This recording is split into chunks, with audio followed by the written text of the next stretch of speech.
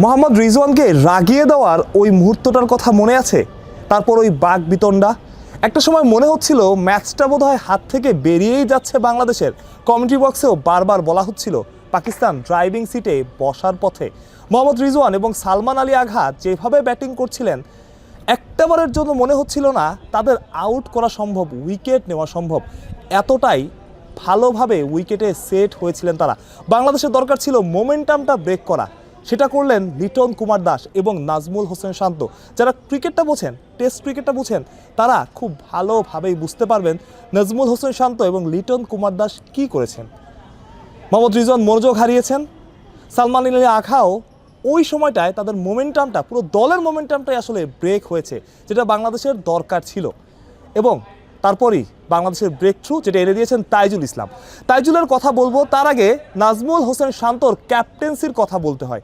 কি দারুণ অধিনায়কত্ব নাজমুল হোসেন শান্ত করেছেন। মুমিনুল হককেও একটা ওভার তিনি করিয়েছেন এবং ওই ওভারে সালমান আলী আগাকে মুমিনুল হক বিটও করিয়েছেন, যখন কোনো বোলারের বলই মনে হচ্ছিল না যে পাকিস্তানকে খুব একটা স্ট্রাগলে ফেলতে পারছে। সেখানে মুমিনুল হক, যিনি একজন পার্ট টাইম বোলার, 11টা উইকেট আছে তার ক্যারিয়ারে, সেই মুমিনুল হককে এনেছেন, একটা ওভারে তিনি বোলিং করিয়েছেন। এবং যে মুখস্থ ক্রিকেটটা, সেই মুখস্থ ক্রিকেটটা থেকে পাকিস্তান বেরিয়ে এসেছে, বেরিয়ে আসতে বাধ্য করেছেন নাজমুল হোসেন শান্ত। এটাই আসলে ক্যাপ্টেন্সির মাহাত্ম্য, ভালো ক্যাপ্টেনের গুণ। সবসময় প্রতিপক্ষকে কমন প্রশ্ন দিয়ে না দেওয়া, দলে ভালো বোলার থাকলেও পার্ট টাইম বোলারদের ব্যবহার করা, তবে খুব বেশি সময়ের জন্য না, ওই 1-2 ওভার। মুমিনুল হক হয়তো উইকেট পাননি, কিন্তু ওই যে একটা মোমেন্টামে ছিল, একটা মুখস্থ ক্রিকেট তারা খেলছিল, সেই জায়গা থেকে তারা বেরিয়ে এসেছেন, তাদের বেরিয়ে আসতে বাধ্য করা হয়েছে। তাইজুলকে নিয়ে খুব কম কথা হয়। কালকে আমরা তাসকিন আহমেদকে নিয়ে কথা বলেছিলাম, তবে আজকে তাইজুলকে নিয়ে একটু কথা বলতে হচ্ছে। 100-র উপর পার্টনারশিপ, ড্রাইভিং সিটে বসার পথে ছিল পাকিস্তান, কোনো কিছুতেই কিছু হচ্ছিল না। তখনই তাইজুল ইসলাম যে কাঙ্ক্ষিত সাফল্যটা প্রয়োজন ছিল, সেটা এনে দিলেন। তাইজুলকে ক্রেডিট আসলে এখানে আপনাকে দিতেই হবে। টেস্টে তাইজুল যে বাংলাদেশ দলের অপরিহার্য অংশ, এই পেস বোলিং বিপ্লবের যুগেও সেটাও আপনাকে মানতে হবে। অনেক সময় অনেকে বলে তাইজুল আন্ডাররেটেড ক্রিকেটার, তবে আন্ডাররেটেড ক্রিকেটার সেটা আমি বলবো না। তবে তাইজুল যে বাংলাদেশের এইসব সাফল্যে, এই ছোট ছোট ব্রেক থ্রুতে ক্রেডিট প্রাপ্য, সেটা আপনাকে মানতেই হবে।